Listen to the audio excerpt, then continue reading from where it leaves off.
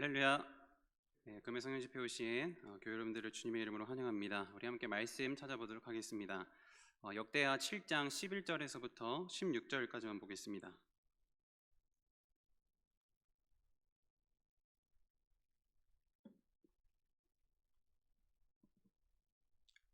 역대하 7장 11절에서부터 16절까지만 보겠습니다.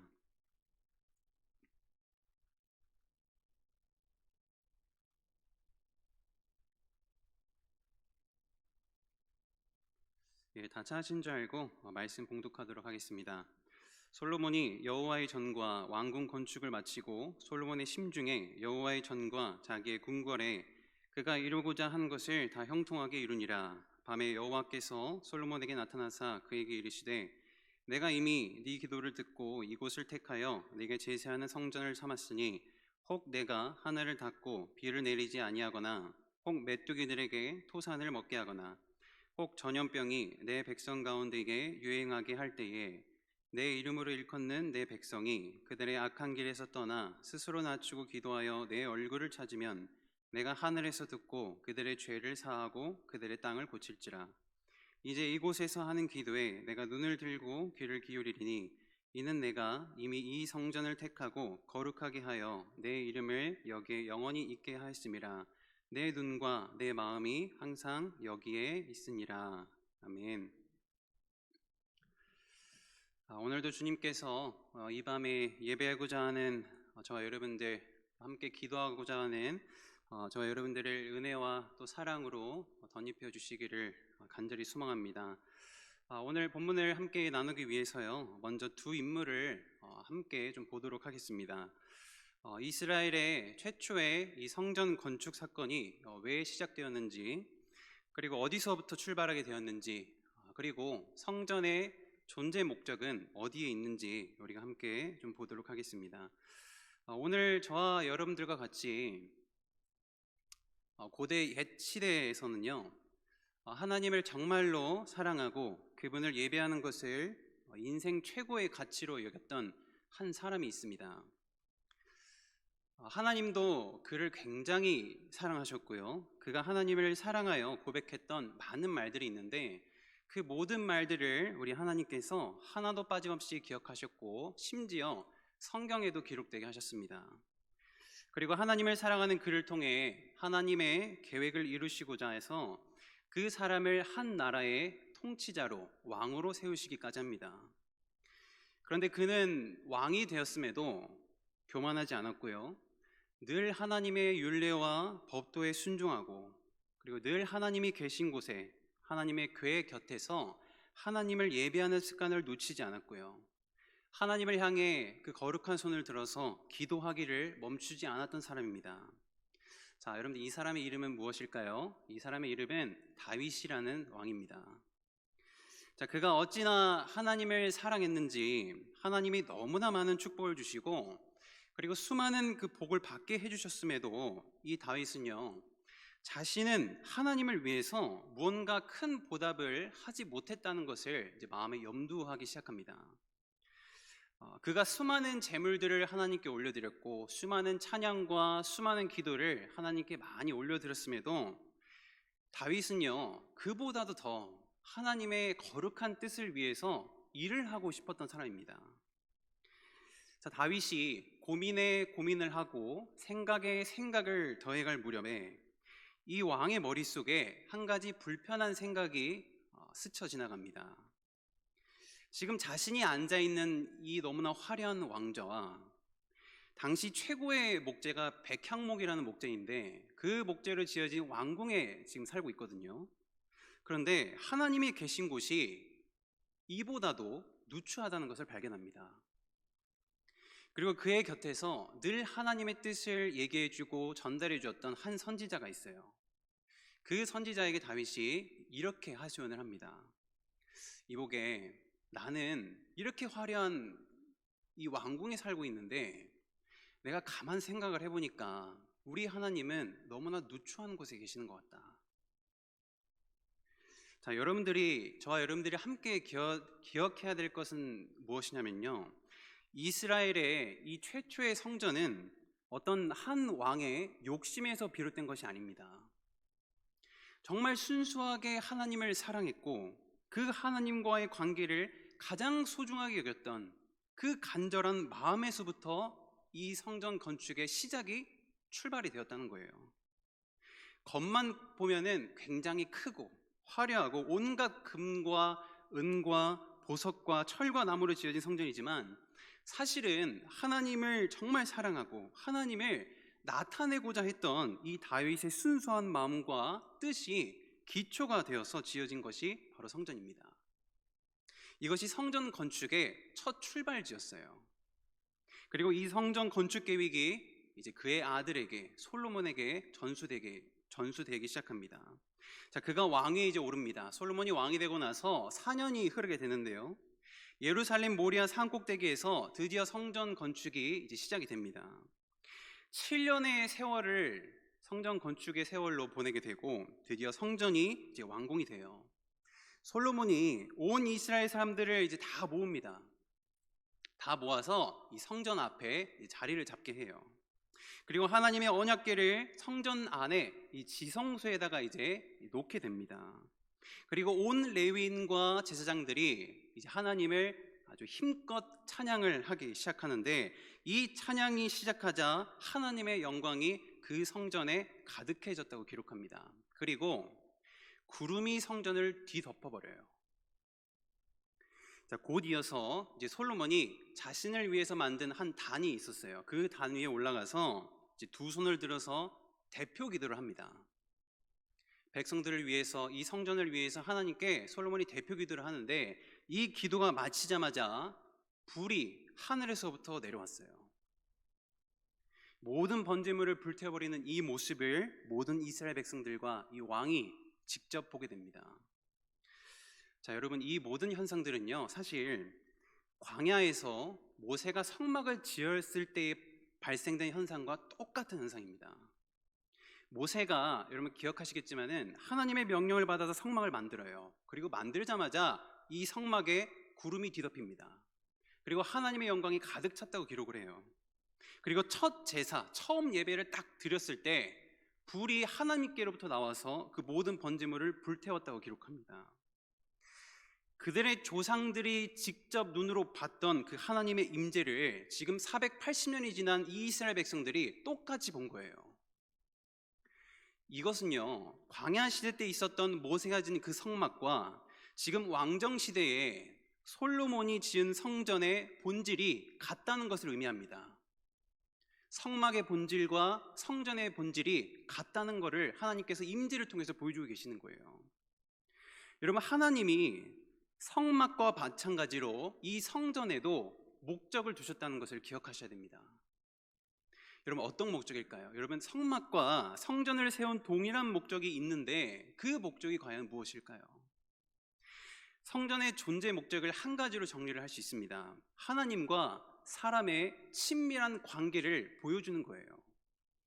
하나님과 사람, 죄인의 친밀한 관계를 이 성막과 성전을 통해서 보여줄 수 있다는 겁니다.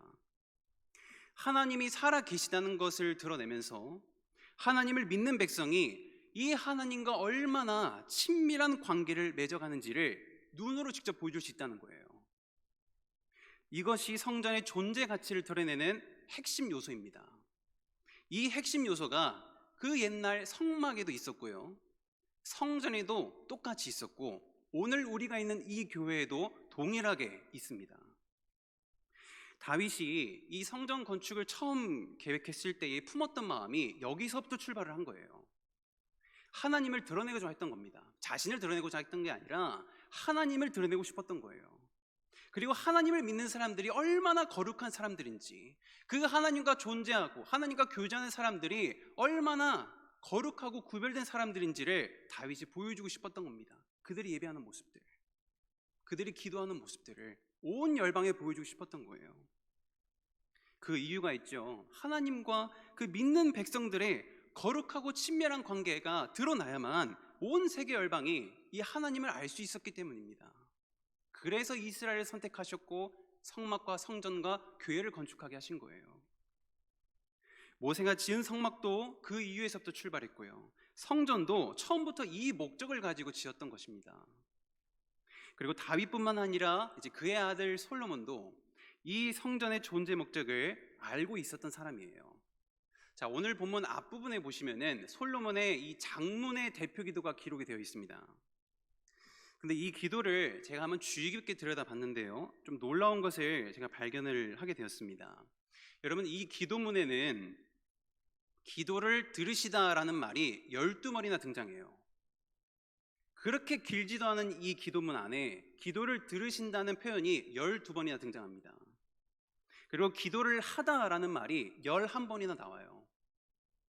그리고 기도에 응답하셔서 용서하다라는 말이 5번이 등장합니다. 이게 적은 횟수가 아니에요.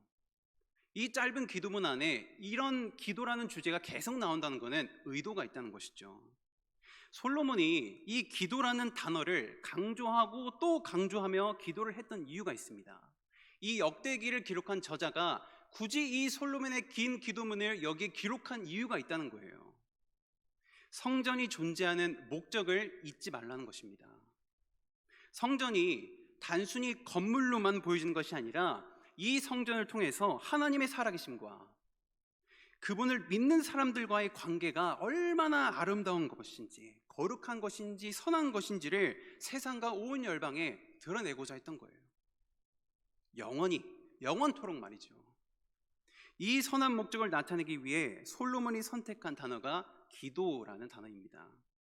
자, 여러분, 솔로몬이요, 얼마나 지혜로운 왕이었는지를 우리가 한번 짚고 넘어가야 됩니다. 인류 역사를 통틀어서 하나님이 말씀하시기를 솔로몬보다 지혜로운 사람은 없을 거라고 얘기했어요.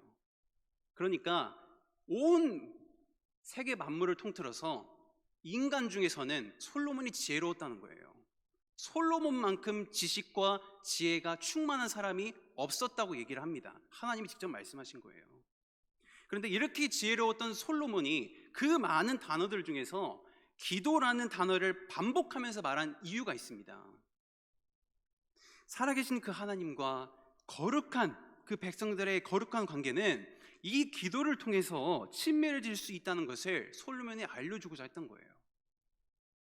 지구상에 가장 지혜로웠던 솔로몬이 본인이 곰곰이 한번 생각을 해봐도 하나님과 사람의 친밀한 관계를 설명할 수 있는 단어가 기도 외에는 없었다는 거죠. 세상을 지으신 하나님만이 유일하게 사람의 기도를 들으시고 응답해 주시는 분이라는 것을 솔로몬이 알고 있었다는 겁니다. 이 사람 모든 것을 다 알고 있는 사람이에요. 근데 그 사람의 입에서 무슨 말이 나왔냐면 하나님만이 사람의 기도를 들으시고 응답해 주신대요. 그리고 그들의 죄를 용서해 주시고 땅을 고쳐 주신다는 고백을 이 솔로몬이 하고 있는 겁니다. 기도가 하나님과 사람을 연결시키는 통로임을 이 솔로몬이 깨달았어요.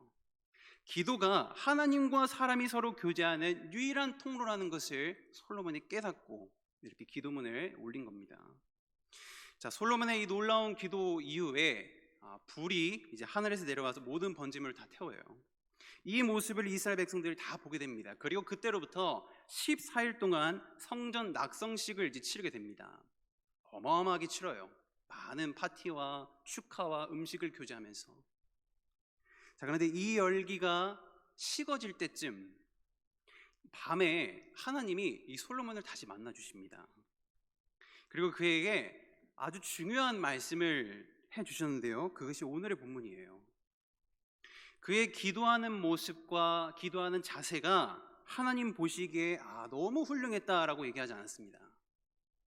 솔직히 이 정도의 성전의 그 외형과 모든 노력과 땀방울과 그가 준비한 모든 번제물과 기도의 자세와부터 모든 것들을 포함하면 하나님이 솔직히 한마디라도 칭찬을 해주셔야 될 것 같거든요. 그런데 그런 게 전혀 없으시고 너의 기도의 자세가 너무 훌륭했다, 내 마음을 너무 흡족하게 했어, 이런 말 하신 적이 없습니다. 그가 지은 성전의 모습이 너무 마음에 든다고 하신 적도 없어요. 그가 온 이스라엘 백성들이 드린 제물의 그 퀄리티와 고급짐이 너무 좋다고 말씀하신 적도 없습니다. 이런 건 언급조차도 하지 않으세요. 자, 하나님이 뭐라고 말씀하실까요? 본질을 말씀하십니다. 하나님의 관심이 지금 어디에 있을까요? 성전의 외형도 아니었고요. 이 제물의 양도 아니었고요. 예배의 화려함과 크기도 아니었습니다. 그분과 백성의 실제적인 관계에 목적이 맞춰져 있었어요. 하나님의 관심은 온통 성전 거의 외형적인 모습이 아니라 그 하나님과 백성들 간의 관계에 관심이 가 있다는 거예요. 자, 여러분 13절 함께 주목해 보시죠. 여러분 13절에 나오는 이 말씀은요, 단순히 어떤 때에 의해서 자연 현상으로 인해서 이스라엘 백성들에게 닥칠 환경 재앙을 말하는 게 아닙니다. 여러분, 이 현상들은 하나님이 주도적으로, 하나님이 뜻과 계획을 가지고 자연을 움직이셔가지고 내리는 심판을 가리키는 말이에요. 이런 일들이 얼마든지 일어날 수 있다는 것을 하나님이 보여주시는 겁니다. 왜냐하면 이스라엘 백성이 실은 하나님이 보실 때에는 죄인이라는 것을 잊지 않으셨다는 거예요. 여지없는 죄인이라는 사실을 우리 하나님이 알고 계셨습니다. 그러나 하나님은 이스라엘이 죄인임과 동시에 하나님의 그 이름으로 불리는 유일한 자들임을 말씀을 하셨어요. 굉장히 독특한 표현으로 이스라엘 백성들을 표현하십니다. 자, 14절을 보시면은 내 이름으로 일컫는 내 백성이라고 하세요.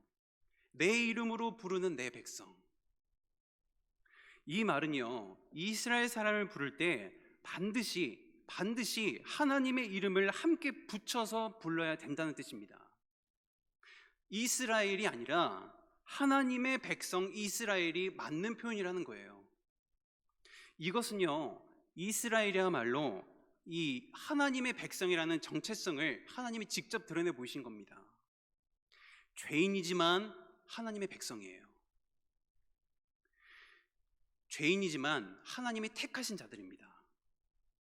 죄인인데 하나님을 예배하는 자들이에요. 죄인인데 하나님께 기도하는 유일한 자들입니다. 이게 은혜죠. 근데 그들을 향해서 하나님 요청하시는 것이 있는데, 그들을 향해 하나님이 바라시는 것은요, 하나님의 백성답게 하나님을 찾으라는 겁니다. 딱 한 가지 요구하셨어요. 하나님 찾아라. 하나님을 찾을 때에 하나님이 그들의 기도를 들으시고 죄를 용서해 주시겠대요. 그들의 기도를 들으시고 땅을 회복시켜 주시겠대요. 성전에서 드리는 모든 기도와 성전을 향해서 드리는 모든 기도를 하나님이 주목하시고 귀를 기울이시겠다고 말씀하셨던 이유가 여기에 있습니다. 이스라엘 백성이 하나님의 그 이름으로 불림받는 그 백성답게 하나님을 찾고 하나님 앞에서 살아가려고 계속해서 몸부림치면서 기도할 때마다 하나님이 그 기도를 들어주시겠다는 거예요. 뒤에 보시면 스스로 낮추고 기도한다라는 말이 있는데, 이 말은 하나님 앞에 모든 뜻을 내려놓겠다는 뜻입니다. 내 뜻이 먼저가 아니라, 우리 국가의 뜻이 먼저가 아니라 하나님 뜻이 먼저입니다 라는 고백이에요. 모든 뜻과 생각을 버리고 먼저 오직 하나님의 뜻을 찾겠다는 말입니다. 여러분, 이방인들은요, 우상들에게 기도할 때 자신의 뜻과 생각이 가득 찬 상태에서 기도를 해요. 그래서 내 소원이 이거니까 들어주세요. 내 기도가 이거니까 들어주세요. 들어달라는 기도를 계속하는 겁니다. 여러분, 그런 기도에 무슨 친밀한 관계가 있을까요? 그런 단순한 기도에 무슨 친밀함이 존재할 수 있을까요? 여러분, 하나님은 이스라엘 백성들을 그런 관계로 부르신 것이 아닙니다. 단 한 번도 이런 관계로 부르신 적이 없어요. 만일 이 성전이 사람의 욕망과 정욕을 부추기는 그 목적으로 지어졌다면 하나님이 결코 임재하지 않으셨을 겁니다. 하나님의 관심은 언제나 사람과의 온전한 관계, 그 죄인과의 친밀한 관계 회복에 목적을 두고 계셨어요. 성막을 세운 이유도 그렇고 성전을 건축한 이유도 이 목적에서부터 출발한 겁니다. 죄를 사유하심이 하나님께 있다고 고백합니다. 죄인을 회복하고 땅을 고치는 힘이 하나님께 있다는 것을 성전이 보여주고 있는 거예요. 하나님의 성전이 만약에 이 목적을 잃어버리면 그 성전의 가치도 동시에 사라집니다. 하나님이 계시지 않는 성전, 하나님의 눈과 마음이 없는 교회에 우리가 어떤 가치를 부여할 수 있을까요? 하나님과 죄인의 그 친밀함이 없는 곳에 하나님이 무슨 가치를 둘 수 있을까요?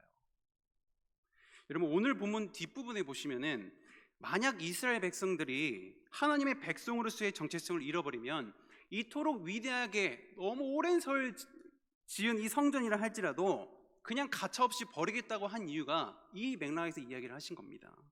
그 아름다운 성전이 욕을 먹도록, 세상의 욕을 먹도록 내버려 두시겠다고 하신 것도 이 맥락에서 말씀하신 거예요. 오늘날 저와 여러분들이 있는 이곳, 수천 년이 지났지만 저와 여러분들이 있는 이곳 교회도요, 성막과 성전과 같이 동일한 목적으로 세워졌습니다. 같은 목적을 가지시고 하나님이 세워주신 거예요. 하나님은 늘 하나님의 눈과 마음이 있었던 성막을 통해 일하셨습니다. 성경이 증거예요. 그리고 성전을 통해 일하셨어요. 그리고 오늘날 교회를 통해 동일하게 일하시는 분임을 믿음으로 고백하시길 바랍니다. 그래서 하나님을 찾는 그 성도의 기도가 교회 안에서 쉼없이 울려 퍼져야 돼요. 이 기도가 멈추지 않기를 소망합니다. 회개의 부르짖음이 교회 안에서 울려 퍼져야 해요. 이 기도가 세월이 지나도 멈추지 않아야 합니다. 나와 가정과 교회와 이 나라를 변화시켜달라는 기도가 교회 안에서부터 출발을 해야 돼요. 그때야 비로소 이 교회는 하나님의 표대를 향해서 한 걸음 걸어갈 수 있습니다. 그때야 비로소 하나님의 나라를 이 땅에 보여줄 수 있는 거예요. 여러분, 사랑하는 성도 여러분, 교회는 하나님과 성도의 친밀한 관계를 통해서 세상을 변화시키는 축복의 통로입니다. 여기에 우리의 희망이 있는 거예요. 이 축복의 통로를 활용하시고자 교회를 세우신 분이 우리 주님이십니다. 어느 찬양의 고백이 이렇게 말을 하죠. 하나님께서 여러분들을 통해 이 메마른 땅에 샘물이 솟아나게 하신대요. 그러므로 저와 여러분들이 늘 하나님을 찾으시길 바랍니다. 날마다 하나님을 찾으시면서 기도로 여러분들의 심령을 하나님으로 채워가셨으면 좋겠어요. 목마른 사슴과 같이 하나님을 찾으시는 정말 가난한 심령, 부유한 심령이 아니라 정말 처절한 그 심령, 가난한 심령으로 날마다 하나님을 찾으시길 바랍니다. 우리가 하나님을 찾고 또 찾으며 계속해서 찾을 때마다, 우리가 우리의 모습을 낮추고 또 낮추고 계속해서 낮추면서 회개할 때마다 주님께서 저와 여러분들을 찾아와 주실 거예요. 주님께서 저와 여러분들의 기도를 응답해 주실 거예요. 주님께서 이 교회를 회복시켜 주실 거고 이 땅을 회복시켜 주실 줄 믿습니다. 우리의 기도에 응답하시면서 주님 자신을 부어주실 거예요. 이게 가장 큰 축복입니다. 주님 자신을 교회에 부어주실 거예요. 주님 자신을 우리들에게 부어주실 거예요. 이게 하나님이 주실 수 있는 가장 큰 축복인 줄 믿습니다. 성령님, 하나님을 부으셨잖아요. 여러분, 이 시간 성령을 의지하시길 바랍니다. 우리가 의지할 게 뭐가 있겠어요? 성령 의지해야 됩니다. 우리에게 부어주신, 믿는 자들에게 부어주신 성령 하나님을 우리가 함께 의지했으면 좋겠습니다. 바라기는 이 시간 우리 성령 하나님께서 저와 여러분들의 심령을 두드리셔서 먼저 죄를 깨닫게 하시고 통회하며 자복하게 하는 역사가 있기를 간절히 소망합니다. 하나님만을 찾을 수 있을 만큼 최대한으로 낮춰주시는 역사가 이 밤에 있기를 간절히 소망합니다. 하나님의 얼굴만을 찾을 수 있도록 우리를 정말 낮춰주셨으면 좋겠어요. 하나님 한 분만을 부르짖을 수 있도록 우리를 정말 낮춰주셨으면 좋겠어요. 할 수만 있다면 우리에게 고난이라도 허락해 주셨으면 좋겠습니다. 하나님 한 분 찾을 수 있도록, 하나님 마음을 구할 수 있도록, 그 하나님 마음을 부르짖으면서 우리가 기도하며 찾을 수 있도록 우리를 낮춰주셨으면 좋겠어요. 우리의 이 부유한 심령을 가난하게 만들어 주셨으면 좋겠습니다.